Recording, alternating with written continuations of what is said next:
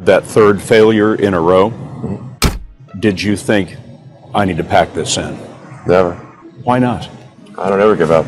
I'd have to be dead or completely incapacitated. Really liking what you do, whatever area that you get into, given that even if you're the best, there's always a chance of failure.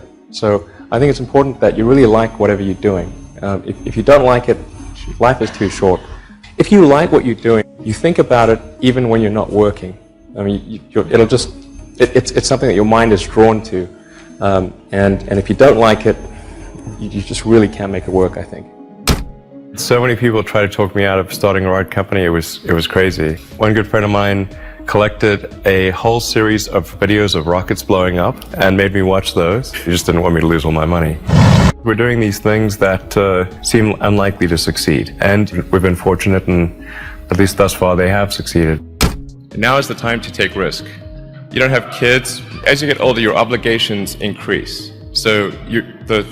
And once you have a family, you start taking risk not just for yourself, but for your family as well. It gets much harder to do things that might not work out.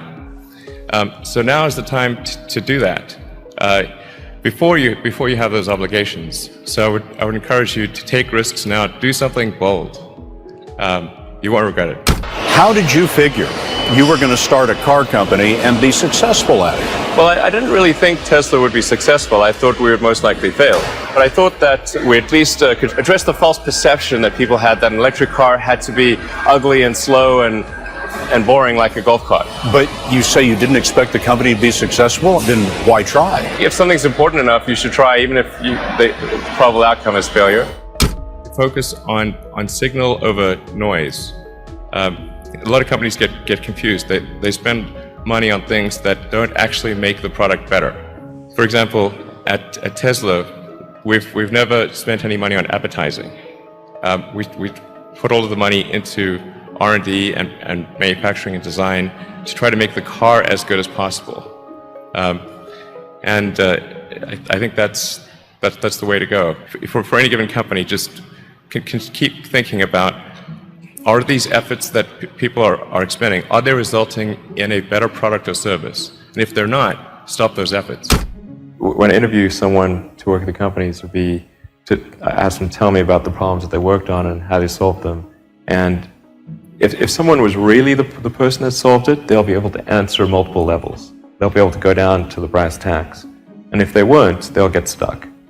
And then you can say, oh, this person was not really the person who solved it, because anyone who struggled hard with a problem never forgets it.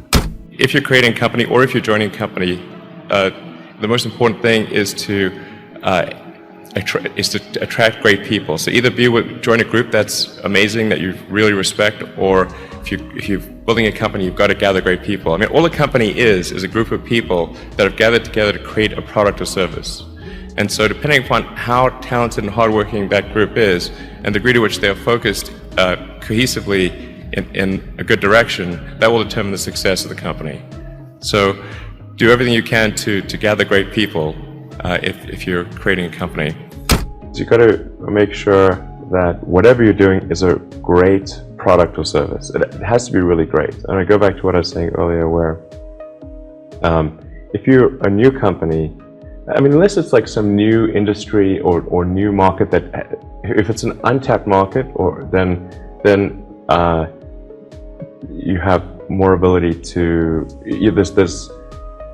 the standard is lower for your product or service. But if you're entering anything where there's an existing marketplace against large entrenched competitors, then your product or service needs to be much better than theirs. It can't be a little bit better, because then you put yourself in the shoes of the consumer, and they say, why would you buy it as a consumer? You're always going to buy the trusted brand unless there's a big difference. So a lot of times, entrepreneur will come up with something which is only slightly better, and it can't just be slightly better. It's got to be a lot better. Depending upon how well you want to do, and particularly if you're starting a company, you need to work super hard. So what does super hard mean? Well, when my brother and I were starting our first company, instead of getting an apartment, we just rented a small office and we slept on the couch.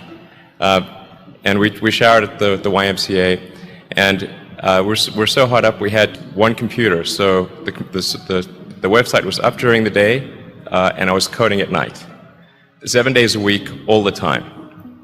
And I sort of briefly had a girlfriend in that period, and in order to be with me, she had to sleep in the office.